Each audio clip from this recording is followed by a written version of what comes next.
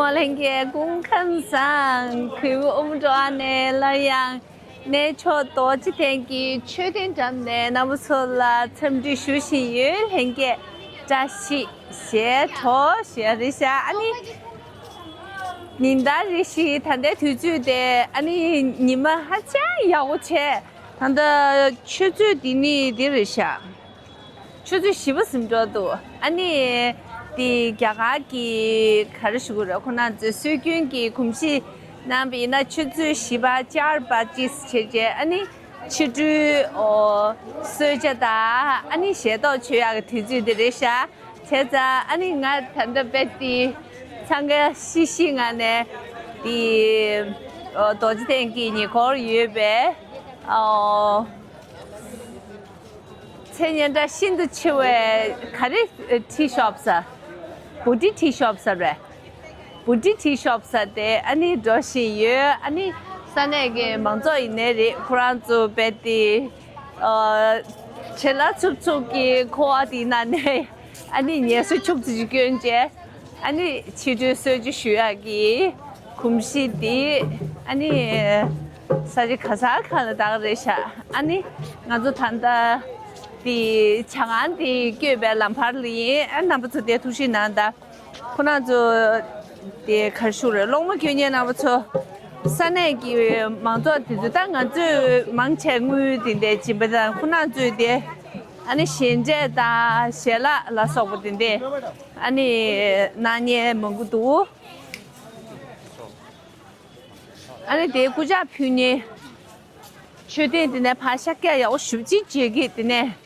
你确定哪老给国家票是啥子？他们刚刚看一下，他的推荐了，票面蒙古籍配备推荐的东现在他可能觉得确定就是啥子要多了，你的啥子价钱不切的，俺就查前年去天天忙着那不错的，你查5干了国家票价收下。没得确定哪老嘞，别的恰班的恰班，是不是的这样子？上天做了看个对了，国家票不能行，的来忙个没呢，用个姐妹都需要啥的，啥的吧怕，你国家票呢，这个都需要的啥的，什么的，你叫我们呐。给你看的下需要的钱，你俺做的确定哪了？你卡巴达的这起球唔多现在确定哪了个那不的？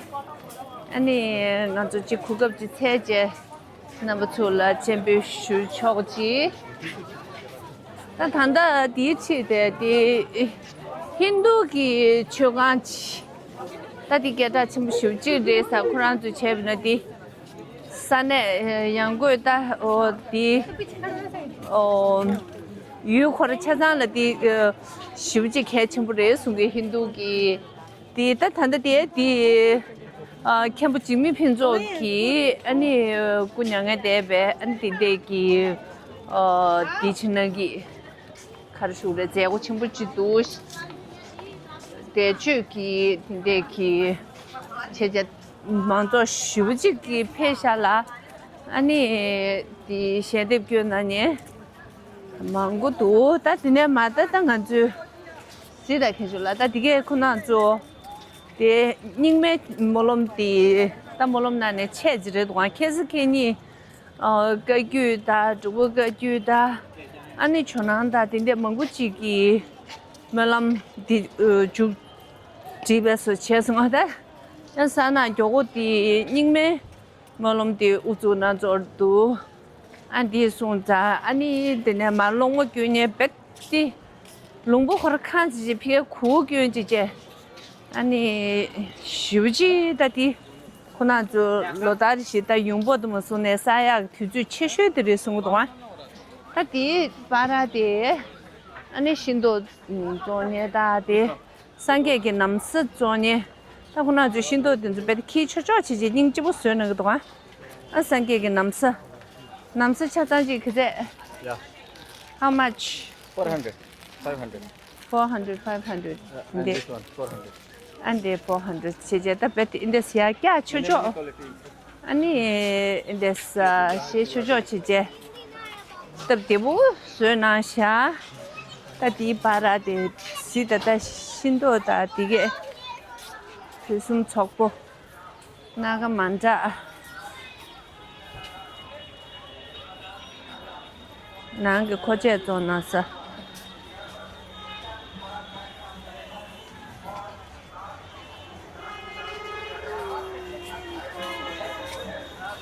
Di para de cha wu de sha da. Mi yu ki. Sum chok.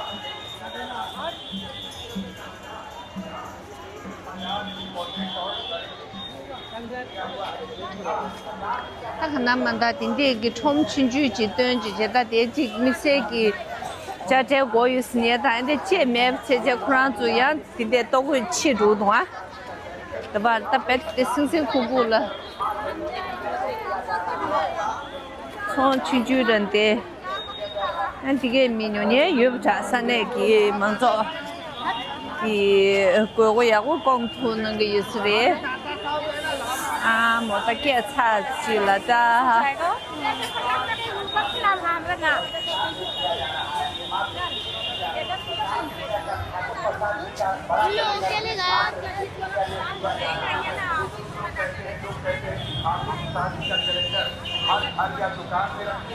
à một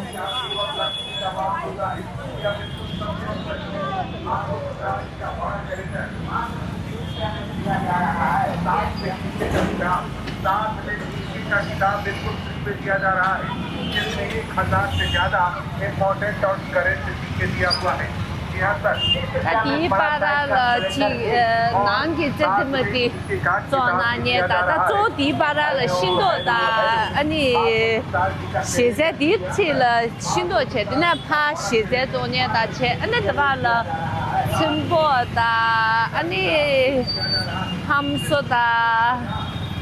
Ani dine ma jiko nganju tati kaso de marsi mumi ki namsa sur nasa da dinde je chongga da alanga chi ki dinde da char ba ji sna kona de she do si kana ngwe de su je chu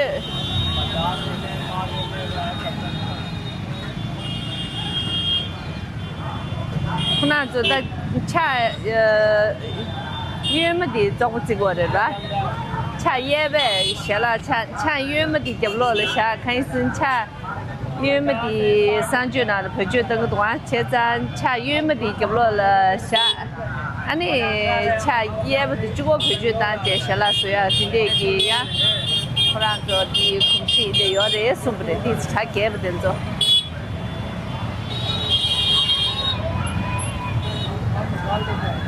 啊，他这个刚刚加了8斤，所以吃个多呢。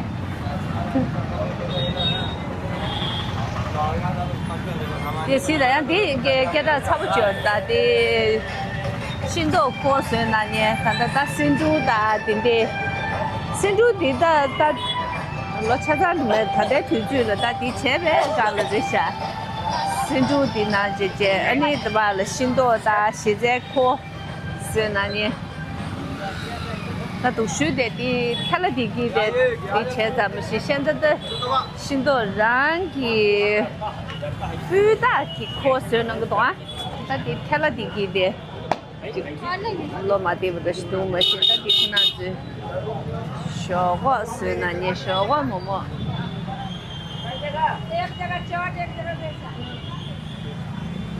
可以呢。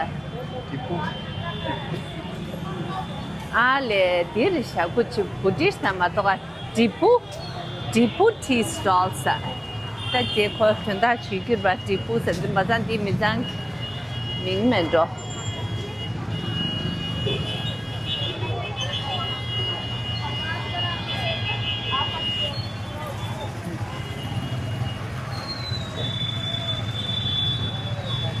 ta Tipu ki su ju chu sa di ngan zu ta 多少天天年给陪吧，长买的脚都过是几差点要的。俺的送呀前边那这部给随着韩国做的他的牌老送就爽啊，没多年给俺的团圆期不得送给俺的。他盘呢铺了嘛，对，那他铺呢炒我说来的，前可能了铺半年前，这个小给吃来呢，这个你吃都给你吃来呢，前他爹别的炒了你压个起了你天，需你看用啥的嘞？他在平时的忙着，咱那个你。就是去年，俺那城市呢，俺那样子对吧？去年他爹俺们大，今年他本国的天嘛的，现在手机地的，对，海洋过来是的，手机养来了，对。俺那现在那制度可能就制度没写短之间，俺那手机看路了那是那路段。手机了，那一空了，还那女的买的多几点了？加着，那可能就给吃单的钱，那点是俺吃的，加些的手机路那个段，俺的no sugar，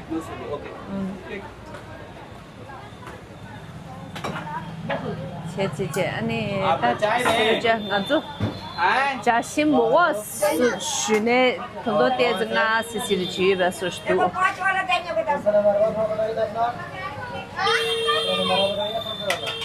哦，这个可能做的这个我们这个亲戚的这个呢，给了亲戚的我们啊，第一干的我们就，那俺就陪不到忙起我们你说的没说的那去的。哎，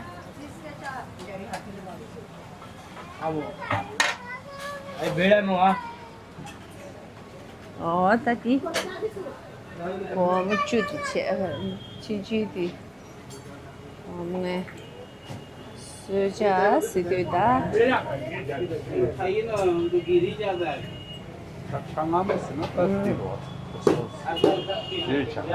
哦，去上当个最。是强俺们大钱的，大地，俺们是小时候钱，大地别的我们那钱当俺最地买不起，家些买不起拿着拿钱，咱大可能别钱啊，你是干钱啊？这水那个别个的呢，还样的几个呢？看着了别那点都家些也不是下水着，我的是大可能东同样没多，的还样的是别的。钱吃咋个？不然多同样都这年了，你应该说心不低。路具大点不前前大随着确实的，俺你这平米大三嘞，忙着场面，我这现在都可能都别的，我这还是能去手机像他们那女人住的些的，对。俺这的能就电送就有的，那俺就吃他们那女看那么行，大家我们你说是不是出去训练我们没多，俺你吃他们这那女的吃不完，俺要是多。现在就是打谁的，俺那点这些到那着，那些到的兄弟也蛮傻的，本国的爬出去觉得，所以说俺们的那块呀，国家送着。南大米多，这随着牛羊大，这个是在街米多。啊，一个可能觉得你妈的，别随着水那么些，得看着你健康们就得的，随着看着你谁得的，开始了谁得随着别个拿路去，可能是，别个注意，别个注意呢，看他们的，啊，来随着别个拿牛，俺下个去就去，俺得天天别个天有的。随机 delivery 随机，我这回来给他整的。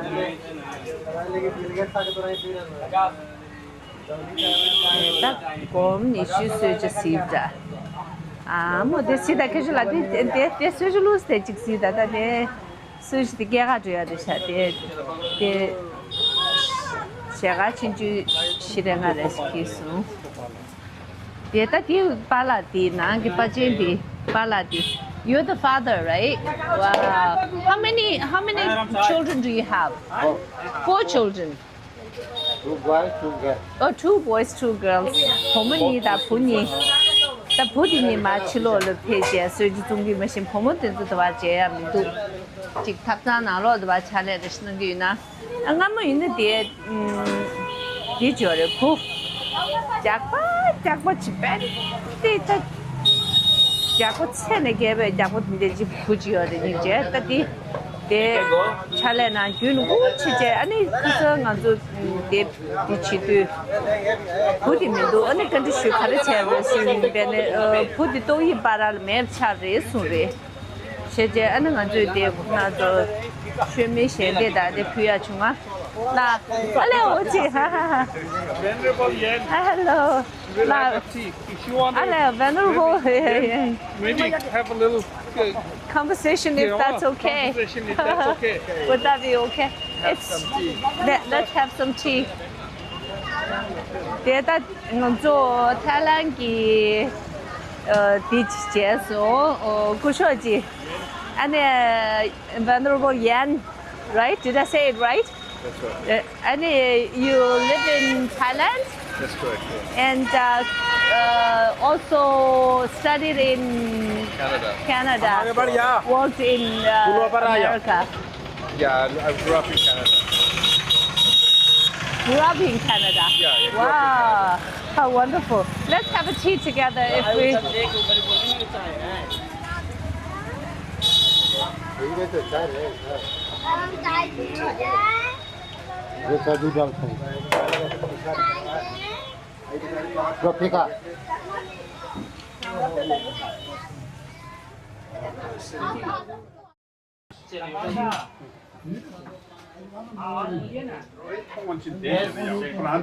매매 되대.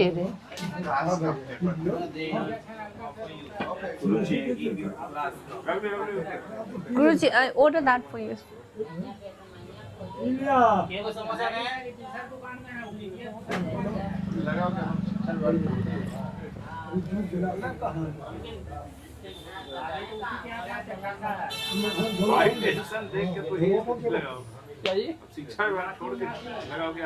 हाँ मेरे को बाहर ले नहीं सौ grade pay वाला मनीष या 2000 grade pay बाहर ले हम पर निकल जाएगा ना मुन्नत चल रही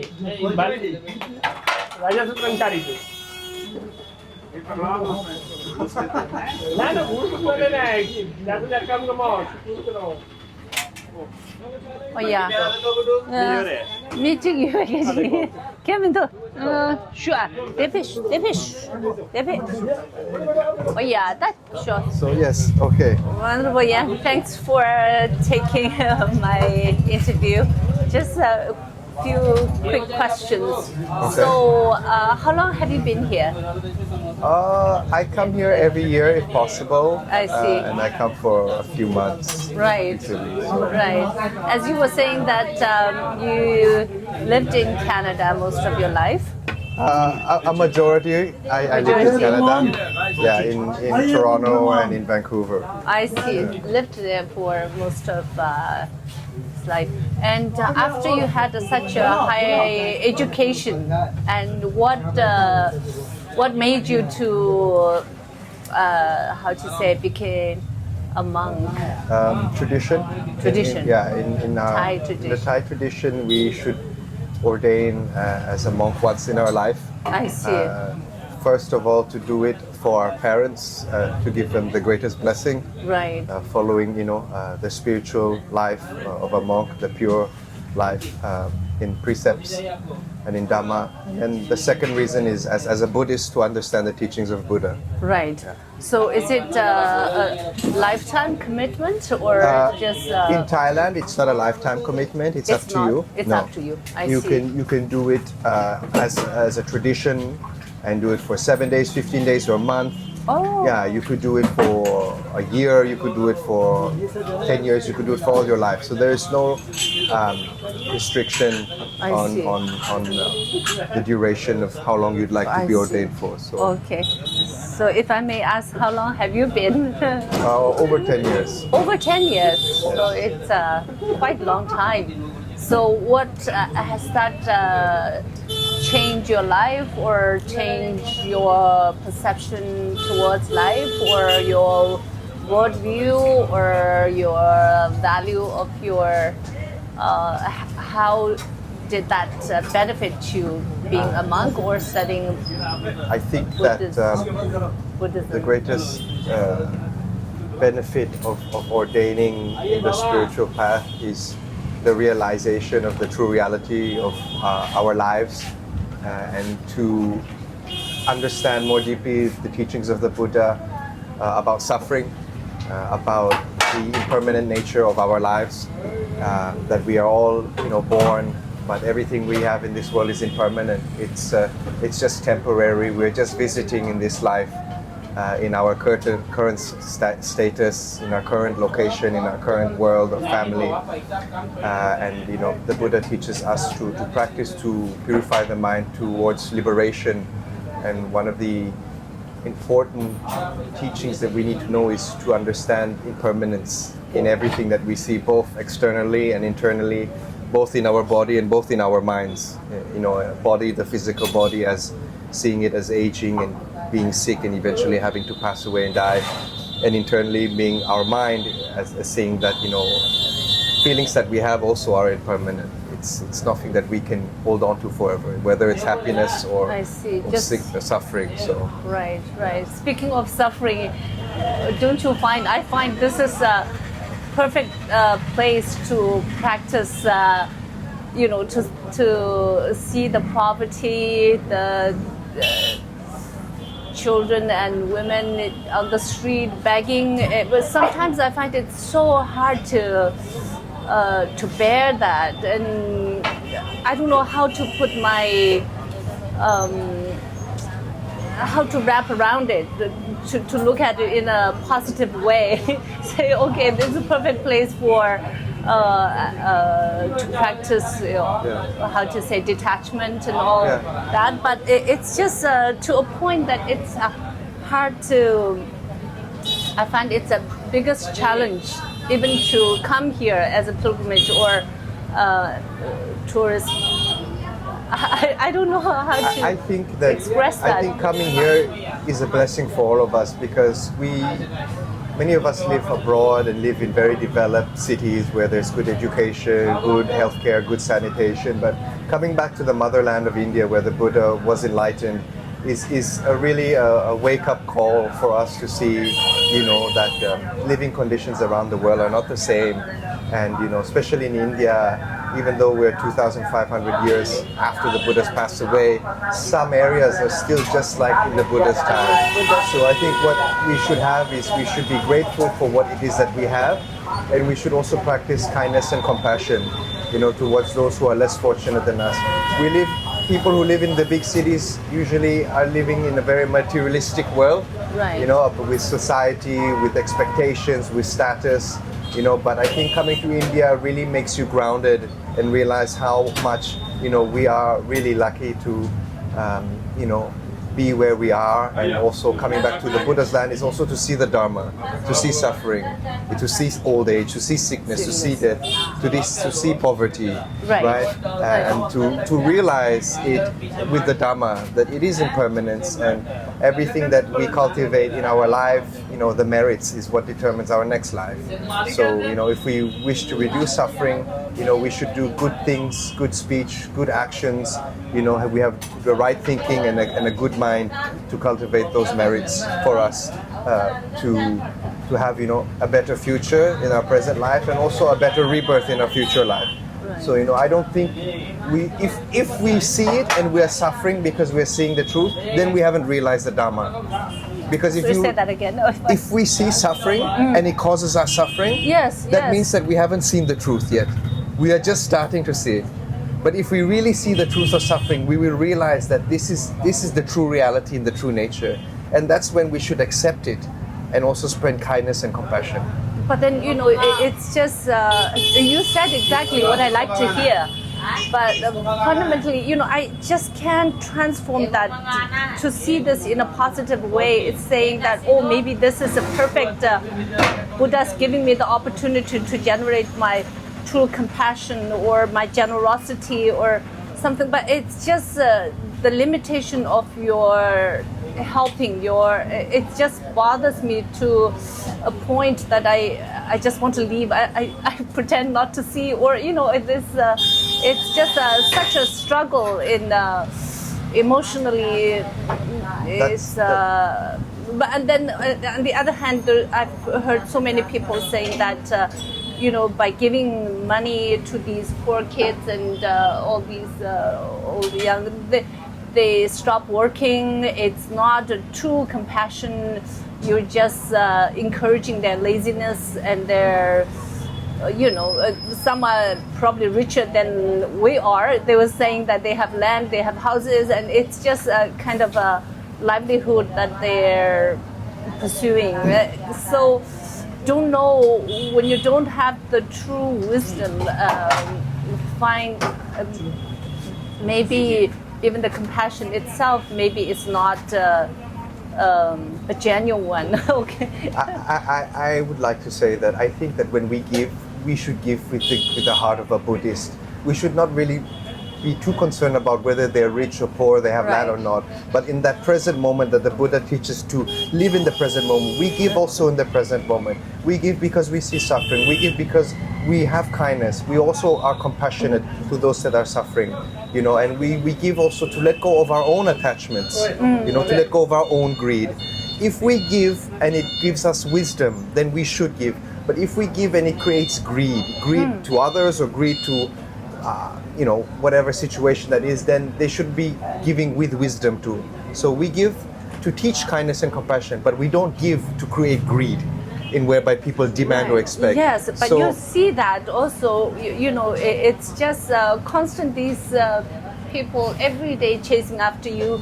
And so there's no limit to their, you can't really satisfy. I wish I could just give $100 or $200, $500 to one person and make that person just a wholesome livelihood, that they don't have to go on the street. Most people think that giving needs to be a form of money. It needs to be a substantial amount of money, but that is not true. When we give, we can give through positive speech to compassionate and kind speech, kind and compassionate actions, kind and compassionate thinking. It doesn't have to be money. It could be a smile. It could be a simple hello, how are you? It could be a handshake. The way you look. It could be seeing someone who's thirsty and giving them a glass of water, or giving them something to eat because they're hungry. It doesn't always have to equate to materialistic things where in the Western world or in developed countries we have to give hundreds of dollars or $1,000. That is not really giving. Giving has to come from the heart. Those are materialistic things we give. But I think what is more important is cultivating those Dharma values of kindness and compassion, and being sincere and genuinely compassionate to people that are suffering. So, so your motivation, I think, counts more than what you actually giving. So I thank you for your insightful. So maybe I'll look at in a different way.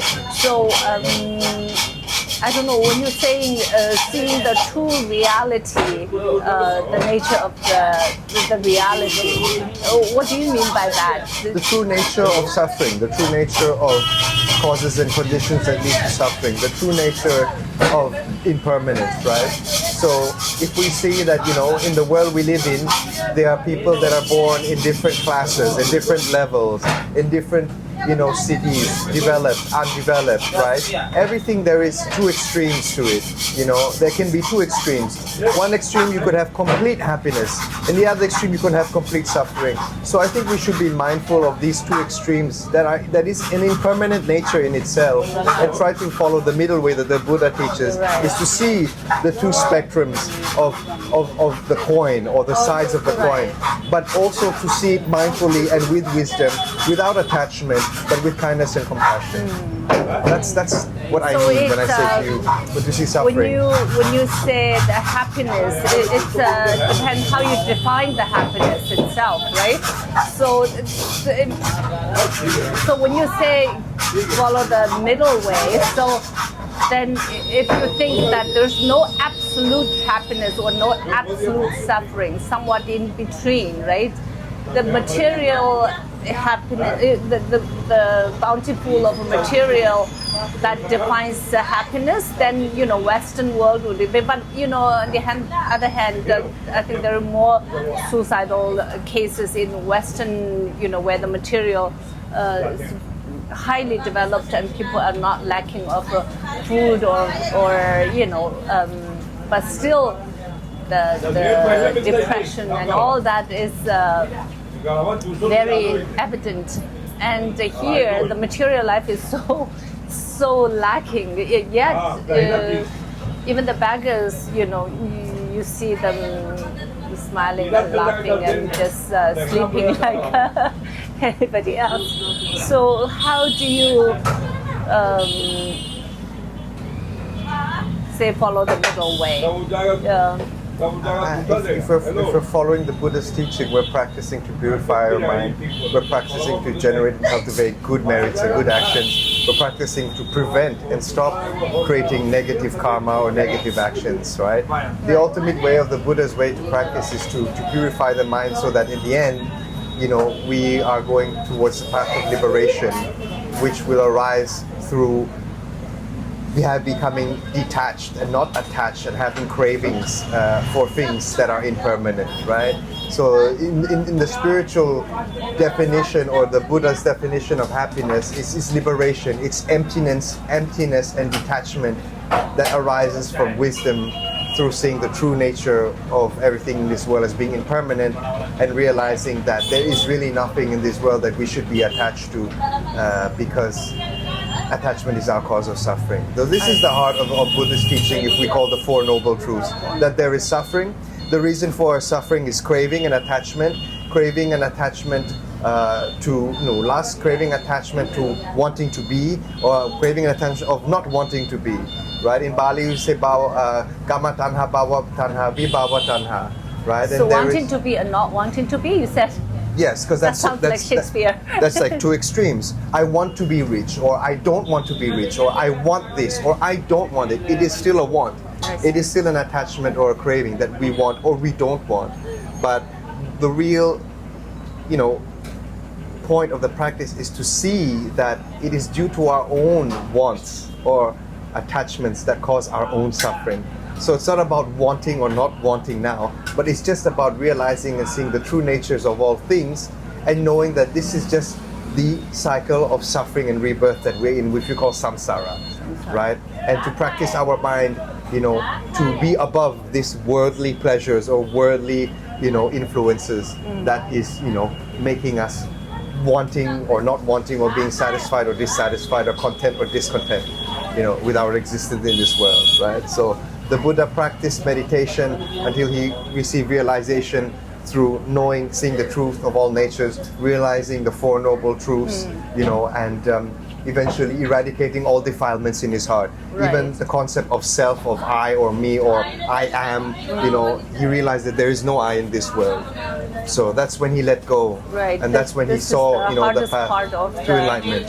So theoretically, then I can roughly understand the Four Noble Truths, the cause, two sets of cause and effect, and what leads to the other, and so, but then it comes down to living this samsara, this world being in the, so to me it sounds like that live with the flow, just go with the flow, no attachment, no wanting, no don't want, it just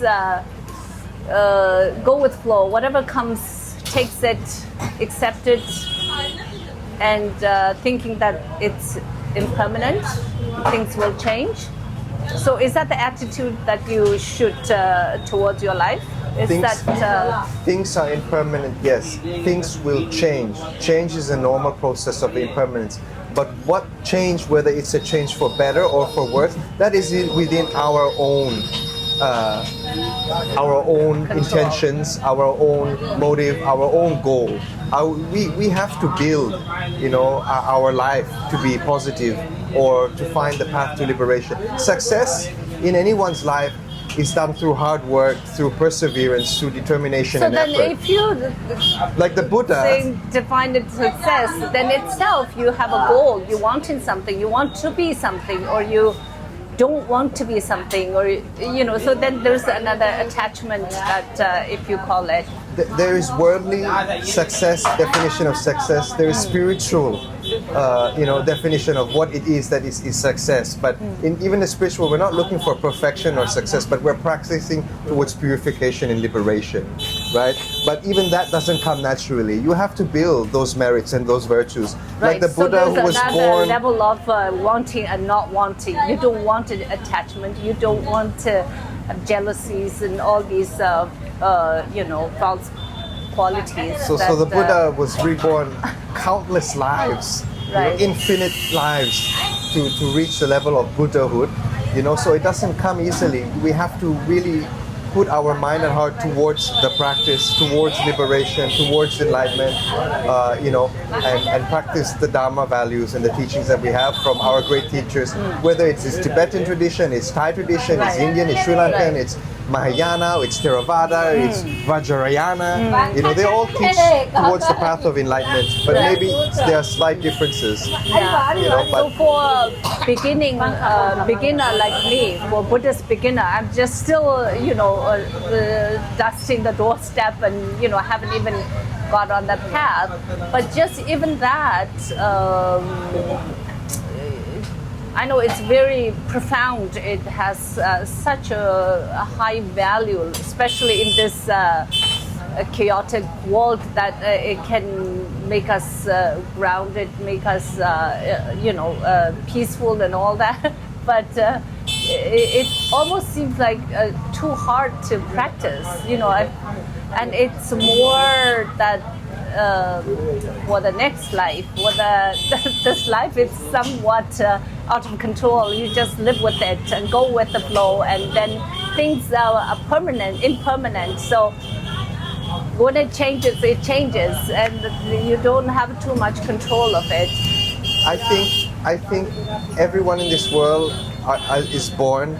We have the same amount of days in a year. We have the same amount of hours in a day, and if we are going to defeat our intention because we say that the world is chaotic, then we are not really practicing the Dhamma, because we should be doing it on a daily basis. Whether it's more or less, it's different for everyone. We all have a working life, we all have families, but you have to make time for yourself. No one can make time for you. No one has more time in a day or less time in a day. Everyone has the same amount of time.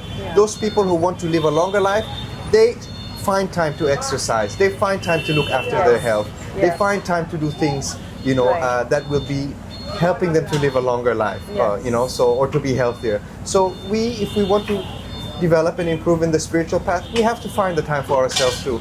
In this very chaotic world we live in, we are usually doing more for others than ourselves. We're giving outward, but sometimes you also have to give inwardly to yourself, to your own mind, to your own heart. To cultivate, the practice and then the spiritual practice and the Dhamma. So, I think that everyone has a chance to do it in this life, and I don't think that you have to wait till the next life. And I don't agree with that too, because we have to live in the present moment. We shouldn't depend about the future, because the future is uncertain. Sometimes we'll say, I'll start tomorrow, I'll start next year, I'll start maybe next life. Who knows if tomorrow is going to come? You could die today. Right. You could die in a car crash, you could die from a fall, you could die from a stroke. Exactly. This is the impermanence that we need to see. Yes. Otherwise, then we are living ignorantly by relying on the future and thinking that it will come, but it doesn't come. It's impermanent. We never know. Right. Everyone has a Exactly. different lifespan. Everyone doesn't live till 80. Some people are healthy but die young. Some people are not healthy but live longer. Some people exercise and have cancer. Some people don't exercise and never have cancer. So how can we have this certainty that our life will be as long, or we will have these opportunities? You have to start now. You have to live in the present moment. You have to make, that intention, that very strong intention that I shall start today, because sometimes tomorrow doesn't come. Right. Just for the sake of argument, I sort of hear what you're saying. I, roughly understand, you're very insightful, as a long time practitioner. I hear that, but just for the sake of argument, don't you think that Elon Musk is making this whole process faster and easier for all of us, for living longer and not, if you go on the ladder of Maslow there's no poverty, there's no, the shelter is problem solved, and then your longevity is more or less kind of for the whole humankind I'm talking about. I'm sorry to disappoint you, but I'm not interested in Elon Musk. Those things are societal trends or technology. I'm more interested in my daily practice and looking at myself than someone, because as wonderful as it is that there are people that are trying to change the world, is it going to be possible? Maybe to a certain extent, but the most important change comes from yourself and from your own practice. So if I don't want to disappoint you, but I'm not really interested in politics or Elon Musk. I'm not being disappointed at all, but as he was saying, the biggest suffering for humankind in the next 25 or 50 years will be the boring. People will find life very boring or life meaningless and all that. So then, to me, I thought it was good news, because Buddhism will come into, kick in to fill that part of the vacancy, and will be more valuable than ever before. That's sort of my understanding. Sorry, but I just kind of intruding. But so in a nutshell, if I may ask, you can just say no, or if you don't want to answer, it's okay. I can cut it this part and all that. Emptiness. Could you please explain emptiness in a spiritual definition is just, it is what it is. It's self-explanatory. It's emptiness. There is no emotional attachment. There is no physical attachment. There is no wanting or desire to becoming anymore. It's just pure emptiness that has to arise from wisdom. The wisdom. Nothingness? You're not talking about nothingness, emptiness. It's not nothingness, but it sounded like. Emptiness or nothingness are almost the same, I would say. I can't tell you that what are the difference between empty and nothing, but to me, it would be the same. The key word of this conversation is having no more attachments, having no more craving or desire to becoming, right? And having purified the mind from defilements that cause this cause of suffering, which is attachments, craving, and desires. So once we reach that level, which is a very high level to maintain, the level of enlightenment, which takes, lives to cultivate, that's only then that we will realize what real emptiness means. It's detachment from our external world, from our eternal world, from our physical body, from our emotional thoughts or needs or requirements, from materialistic things, but just living on a day-to-day basis at the present moment, and awareness of, and having awareness, mindfulness, comprehension, and seeing wisdom that is all around us and also within us. Great. So I thank you so much for your precious time to share your insightful thoughts with us, and I find it's very beneficial. And Thank I you. appreciate your time Thank and you. wisdom. It's a pleasure meeting you as well. Thank you. Likewise. Thank you.